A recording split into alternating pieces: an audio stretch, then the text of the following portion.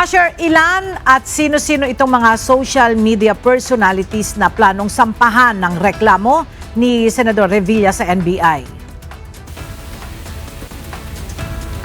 Maraming nasa listahan ng mga personalidad na umano'y nagkakalat sa social media ng fake news laban kay Senador Bongo ayon kay Attorney Bong Revilla. Ayon kay sa abogado nito na si Attorney Raymond Fortun. Bagaman hindi tinukoy ng abogado kung sino-sino itong mga personalidad ito dahil kailangan pa anyang busisiin nila ang kanilang listahan kung sino yung mga irereklamo nila sa National Bureau of Investigation o NBI.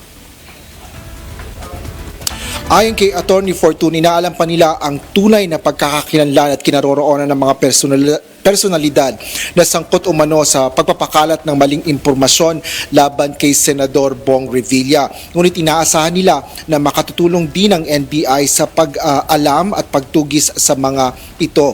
Paliwanag ni Fortun, isa sa mga mapanirang post laban sa mambabatas ay ang pagpapakalat ng pahayag ni Revilla na ang mga magnanakaw sa bayan ay kailangang hatulan ng kamatayan para matigilan na ito. Ngunit nakalagay din sa ibaba ng post na hindi pa rin isasauli ng senador ang nasa 124 million pesos na wala anya sa desisyon ng Sandigan Bayan sa kaso nito kung saan siya na-acquit.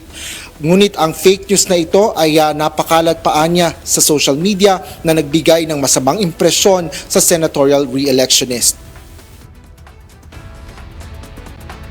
Right now, the camp of Senator Revilla is looking at the possibility of filing about 5 to 10 cyber libel cases against personalities on Facebook, social media, vloggers, and those who have their own websites who have spread fake news about Senator Bong, which he attributes to be the reason why he landed only 14th in the senatorial elections. Ayon pa kay Fortun, hindi naman nila kakasuhan ng lahat ng mga nasa listahan at pipiliin lang nila ang mga tuluyang sasampahan ng reklamo sa NBI.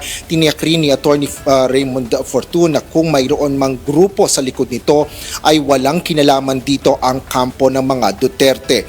Inaasahan ni Senador Revilla na ang aksyon na ito ay makatutulong upang maiwasan ang sa mga susunod na eleksyon ang pagpapakalat ng fake news. Sinabi rin ni Attorney Fortun na hawak na nila ang mga materyales na gagamitin nila at kailangan sa pagsasampa nila ng reklamo sa NBI. Plano nilang isagawa ang serye ng pagsasampa ng reklamo sa NBI ngayong linggo hanggang sa mga susunod pa. Yan ang latest dito sa Senado. Balik sa iyo, Ella. Maraming salamat, Asher Cadapan Jr.